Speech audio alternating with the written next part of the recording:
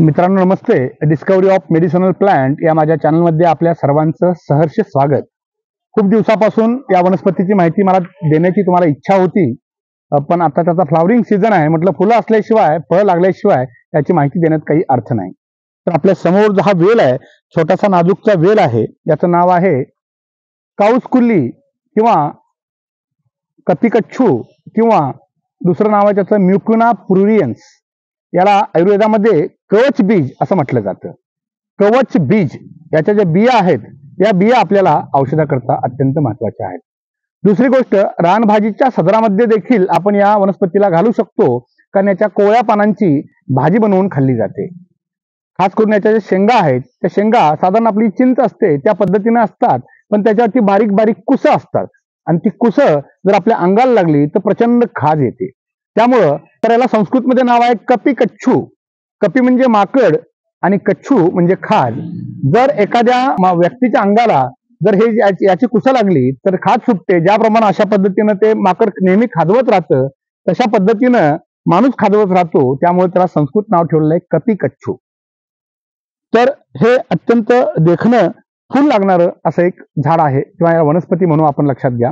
जांभळ्या रंगाची अशा प्रकारची याला फुलं लागतात, अत्यंत सुंदर गुच्छामध्ये लागतात. आता आपल्या समोर ती 3च फुलं दिसतात, पण गुच्छामध्ये याला फुलं लागतात. कोवळ्या शेंगा साधारण हिरवट असतात. इकडे बघू शकता आपण, अशा पद्धतीची त्याची शेंग आहे.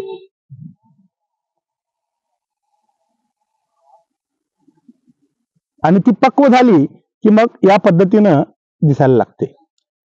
आतल्या बाजूला थोडीशी शेंग दिसेल आपल्याला. हो तर मी काढून घेतो थोडीशी.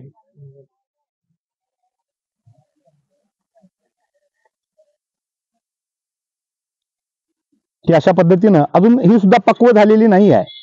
याच्यावरती ब्राऊन रंगाची कुसं तयार होण्यास सुरुवात झालेली आहे आणि ही ब्राऊन रंगाची कुसं ज्यावेळी पूर्ण पक्व होईल शेंग, त्यावेळी मात्र प्रचंड खाज सोडतात. यातल्या ज्या बिया आहेत, ज्याला कवच बीज म्हटलं जातं, हे एक प्रकारचं सेक्स टॉनिक आहे. आता सेक्स टॉनिक या अर्थानं बघितलं तर तुमचं सेक्शुअल व्हिगर वाढवण्याचं काम करत नाही, पण खूप लोकांच्या मध्ये ऑलिगोस्पर्मियाचा नावाचा विकार असतो. ऑलिगोस्पर्मिया याच्यामध्ये शुक्रजंतूंची संख्या कमी असते.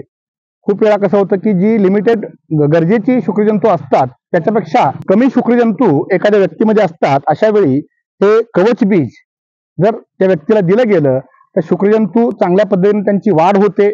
काही शुक्रजंतू असे असतात त्यांची शेपटी तुटलेली असते, काहींचं डोकं फुटलेलं असतं, काहींची मान मोडलेली असते, थोडक्यात अपंग असतात. तर अपंग शुक्रजंतूंना ताकद देण्याचं काम करणारी ही कवच बीज नावाची वनस्पती आहे.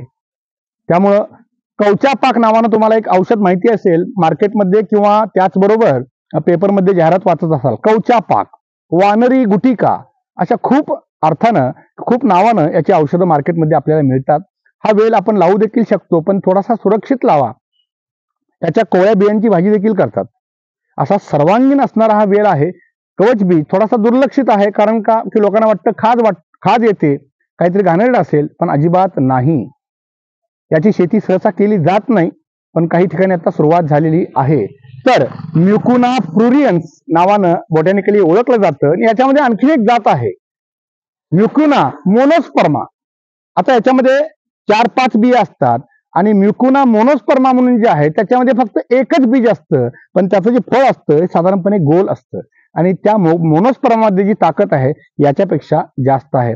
तज्ज्ञांनी अभ्यास करावा, आणखीन माहिती घ्यावी, आपल्या ग्रंथाचा आधार घ्यावा आणि या कवच बीजाचा आपल्या शुक्रजंतूंना वाढवण्याकरता निश्चितपणे वापर करून घ्यावा.